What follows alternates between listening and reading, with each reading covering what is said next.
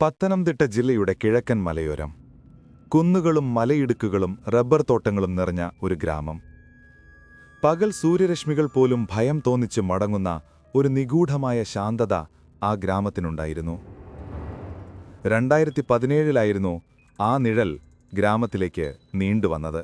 വർഷങ്ങൾ പഴക്കമുള്ള ശ്മശാനത്തിന്റെ ഭിത്തികൾ അവസാനിക്കുന്നിടത്താണ് ഈ ഗ്രാമത്തിന്റെ കഥ തുടങ്ങുന്നത്. അതിനോട് ചേർന്ന് അടഞ്ഞുകിടക്കുന്ന റബ്ബർ എസ്റ്റേറ്റിനുള്ളിൽ കാലപ്പഴക്കത്താൽ ജീർണിച്ച ഒരു ചാരായപ്പുരയുണ്ടായിരുന്നു. അവിടുത്തെ ഓരോ മൺതരിയും ചില ദുരിതകഥകൾ മന്ത്രിക്കുന്നുണ്ടെന്ന് നാട്ടുകാർ വിശ്വസിച്ചു. ഈ നാട്ടിലെ 3 സുഹൃത്തുക്കളായിരുന്നു അരുൺ, ജയൻ, മനോജ്. കൂട്ടത്തിൽ മനോജ് വേറിട്ടുനിന്നു. അവന്റെ മുരടൻ സ്വഭാവത്തേക്കാൾ ഭീകരമായിരുന്നു മദ്യത്തോടുമുള്ള അവന്റെ ഭ്രാന്തമായ ആസക്തി. ദിവസങ്ങളോളം മദ്യമില്ലെങ്കിൽ അവനൊരു ഭ്രാന്തനെ പോലെ അലറുമായിരുന്നു. ഈ ലഹരി അവനെ എവിടെ എത്തിക്കുമെന്ന് അരുണിനും ജയനും അറിയാമായിരുന്നു. ഒക്ടോബർ 2 ഗാന്ധി ജയന്തി. കള്ളുഷാപ്പുകൾ മാത്രമല്ല, ലോകം തന്നെ അവനു മുന്നിൽ അടഞ്ഞതുപോലെ തോന്നി. മദ്യമില്ലാത്തതിലുള്ള അവന്റെ ദേഷ്യം അനിയന്ത്രിതമായി. എനിക്കിത് സഹിക്കാനാവില്ലടാ, ഇന്നെനിക്ക് കിട്ടിയേ തീരൂ, മനോജ് അലറി. മനോജേ, പോലീസ് കേസാകും, വെറുതെ ആപത്ത് വരുത്തി വെക്കരുത്. അരുൺ കേണു. ആപത്തോ? ചാരായപ്പുരയിൽ ഇഷ്ടം പോലെ സാധനമുണ്ട്, ഒരു പൂട്ട് പൊട്ടിക്കാൻ ധൈര്യമുള്ളവൻ പോരൂ, മനോജ് പരിഹസിച്ചു. മനോജിന്റെ കണ്ണുകളിലെ ഭ്രാന്തമായ തിളക്കം കണ്ട് അവർക്കവനെ തടയാൻ കഴിഞ്ഞില്ല. ഭയത്തിന്റെ ഇരുണ്ട കയറിലൂടെ അവർ ശ്മശാനത്തിനരികിലേക്ക് നടന്നു. രാത്രി 11. ചാരായപ്പുരയുടെ മരവാതിലുകൾ ദ്രവിച്ചു തുടങ്ങിയിരുന്നു. പഴകിയ മദ്യത്തിന്റെയും ഈർപ്പത്തിന്റെയും ഒരു ദുർഗന്ധം അവിടെയാകെ തളം കെട്ടിനിന്നു. മനോജ് കൊണ്ടുവന്ന ഇരുമ്പ് തണ്ടുകൊണ്ട് വാതിലിന്റെ പൂട്ട് തകർത്തപ്പോൾ ഒരു നെഞ്ചുരുകുന്ന നിലവിളി ഉള്ളിൽ നിന്ന് വന്നതുപോലെ അവർക്ക് തോന്നി. അത് പൂട്ടുപൊട്ടിയ ശബ്ദം മാത്രമായിരുന്നു. മോഷ്ടിച്ച മദ്യം ഒരു കെട്ടിലാക്കി അവർ പുറത്തേക്ക് ഓടി. എത്രയും പെട്ടെന്ന് ആ സ്ഥലം വിടണം. റബ്ബർ തോട്ടത്തിന്റെ വേലി ചാടിക്കടന്ന് പുറത്തിറങ്ങിയതും പിന്നിൽ നിന്ന് ഒഴുകിയെത്തുന്ന ചൂടുള്ള വായു ജയന്റെ കഴുത്തിൽ തട്ടി. അവൻ തിരിഞ്ഞു നോക്കി. 20 മീറ്റർ അകലെ ഇരുട്ടിന്റെ കരിങ്കല്ലിൽ കൊത്തിയതുപോലെ ഉയരമുള്ള ഒരു രൂപം അനങ്ങാതെ നിന്നു. അതിനു മുഖമില്ല, ഭാവമില്ല, ഒരുതരം തണുത്ത നിശബ്ദത മാത്രം. ഇവൻ ആരാടാ ഈ രാത്രിയിൽ? വെറുതെ വിടില്ല. മദ്യത്തിന്റെ ധൈര്യത്തിൽ മനോജ് ആ രൂപത്തിന് നേരെ നടന്നു. മനോജ് അടുക്കുംതോറും ആ രൂപം ഞൊടിയിടയും പിന്നിലേക്ക് വലിഞ്ഞു. ഒരു മായക്കാഴ്ച പോലെ ഭൂമിയിൽ തൊടാതെ അതകന്നു നിന്നു. മനോജ് മൊബൈലിലെ വെളിച്ചം അതിലേക്കടിച്ചതും അവനിലെ ലഹരി ഒറ്റയടിക്കിറങ്ങിപ്പോയി.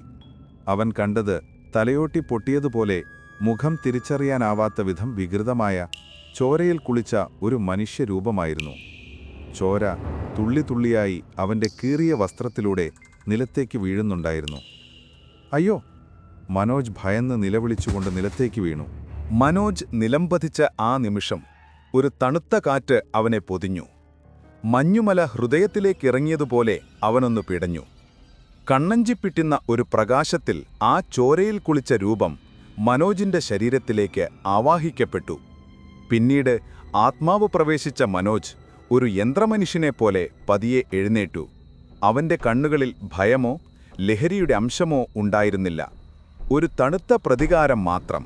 ഭയന്ന് വിറച്ചുനിന്ന ജയൻ ഒരു ഭീകരമായ സത്യം കണ്ടു. ചന്ദ്രൻ പൂർണ്ണമായി തെളിഞ്ഞ ആ രാത്രിയിൽ റബ്ബറിലകൾക്കിടയിലൂടെയുള്ള വഴിയെ നടന്നു നീങ്ങുന്ന മനോജിന് നിഴലുണ്ടായിരുന്നില്ല. ഭൂമിയിൽ അവനൊരു കറുത്ത രൂപമില്ല. അവൻ വെറും കാറ്റിലൊലിച്ചു പോകുന്ന ചോരയില്ലാത്തൊരു മാംസപിണ്ഡം മാത്രമായിരുന്നു. ആ, എന്നെ വിടൂ! ബോധരഹിതനായി കിടന്ന യഥാർത്ഥ മനോജ് ഞെട്ടിയുണർന്ന് നിലവിളിച്ചു. ആ നിലവിളി കേട്ടതും മനോജിന്റെ ശരീരത്തിൽ നിന്ന് വേർപെട്ട ആ ആത്മാവ് മനുഷ്യന്റെ അവസാനത്തെ വേദനയുടെ ഒച്ച പുറപ്പെടുവിച്ചുകൊണ്ട് തൊട്ടടുത്തുള്ള പഴയ കല്ലറ ഭാഗത്തേക്ക് പാഞ്ഞുപോയി. രക്തത്തിൽ കുളിച്ച ആ രൂപം ഒരു മുറിവേറ്റ മൃഗത്തെപ്പോലെ കല്ലറയ്ക്ക് മുകളിൽ അമർന്നിരുന്നു. അരുണും ജയനും ആ കാഴ്ചയിൽ തളർന്നുപോയിരുന്നു. പിറ്റേന്ന് രാവിലെ ഗ്രാമം ഉറക്കമുണർന്നത് ഒരു ദുരന്ത വാർത്ത കേട്ടാണ്. തലേന്നത്തെ ചാരായപ്പുരയിലെ കാവൽക്കാരൻ മനോജ് ബോധരഹിതനായി വീണ അതേ സ്ഥലത്ത് മരിച്ചു കിടക്കുന്നു. വായിൽ നിന്നും ചെവിയിൽ നിന്നും രക്തം വന്ന നിലയിലായിരുന്നു അയാളുടെ ശരീരം. മരണകാരണം വ്യക്തമല്ലാത്തതിനാൽ ദുരൂഹത വർദ്ധിച്ചു. ഇത് മനോജാണ് ചെയ്തത്. അയാൾ കാവൽക്കാരനുമായി തർക്കത്തിലായിരുന്നു, നാട്ടുകാർ മന്ത്രിച്ചു. പോലീസ് അന്വേഷണം തുടങ്ങിയിട്ടും മനോജിന്റെ വിചിത്രമായ പെരുമാറ്റം തുടർന്നു. അവന്റെ കണ്ണുകളിൽ കത്തുന്ന ഒരു തീക്ഷ്ണത, അവന്റെ വാക്കുകളിൽ പുതിയൊരു ഭാരം. ഒരു രാത്രി മനോജ് നേരെ പോയത് ലോറി ഡ്രൈവറായ ശിവൻകുട്ടിയുടെ വീട്ടിലേക്കാണ്. നീ എന്തിനാ ഇവിടെ വന്നത്? ബാല്യ ചോദിച്ചു. മനോജ് ഒരക്ഷരം മിണ്ടിയില്ല. അവൻ വാതിൽ തകർത്തു കയറി ഒരു ഭ്രാന്തനെ പോലെ ശിവൻകുട്ടിയുടെ ഭാര്യയെ ക്രൂരമായി ഉപദ്രവിക്കാൻ തുടങ്ങി. അവന്റെ ശക്തി മനുഷ്യസഹജമായിരുന്നില്ല. ശിവൻകുട്ടിയുടെ വീട്ടിലെ ബഹളം കേട്ട് ഗ്രാമവാസികൾ ഓടിക്കൂടി. അവർ മനോജിനെ കീഴ്പ്പെടുത്തി പിടിച്ച് കെട്ടിയിട്ടു. ചോദ്യം ചെയ്യലിനിടെ മനോജിലൂടെ സംസാരിച്ച ആത്മാവ് അലറി വിളിച്ചു, "എന്നെ വിടൂ, ഞാൻ മനോജല്ല." ആ ശബ്ദം മനോജിൻ്റേതായിരുന്നില്ല. അത് ലോറി ഡ്രൈവറായ ശിവൻകുട്ടിയുടെ കനത്തതും വേദന നിറഞ്ഞതുമായ ശബ്ദമായിരുന്നു. ഗ്രാമം ഭയത്താൽ സ്തംഭിച്ചു. ഞാൻ ശിവൻകുട്ടിയാണ്. എന്റെ ചോര വീണ സ്ഥലമാണിത്. അവൾ എന്നെ ചതിച്ചു. അവളുടെ കള്ളക്കമിതാവുമായി ചേർന്ന് എന്നെ ഇല്ലാതാക്കി. സത്യം ഒരു അഗ്നിപർവ്വതം പോലെ പൊട്ടിത്തെറിച്ചു. ലോറി ഡ്രൈവറായിരുന്ന ശിവൻകുട്ടിക്ക് ഭാര്യയുടെ അവിഹിത ബന്ധം മനസ്സിലായി. ഇത് ചോദ്യം ചെയ്തതിലുള്ള വൈരാഗ്യത്തിൽ അവരും കള്ളക്കമിതാവും ചേർന്ന് പ്രതികാരം ചെയ്യാൻ തീരുമാനിച്ചു. കൊലപാതകം നടപ്പിലാക്കാൻ അവർ ചാരായപ്പുര കാവൽക്കാരന്റെ സഹായം തേടി. കാവൽക്കാരൻ പകരമായി ആവശ്യപ്പെട്ടത് മദ്യവും പണവുമായിരുന്നു. ശിവൻകുട്ടിയെ തോട്ടത്തിലേക്ക് വിളിച്ചു വരുത്തി മദ്യത്തിൽ മയക്കി ഇരുമ്പ് ദണ്ഡ് ഉപയോഗിച്ച് തലയ്ക്കടിച്ച് കൊലപ്പെടുത്തി.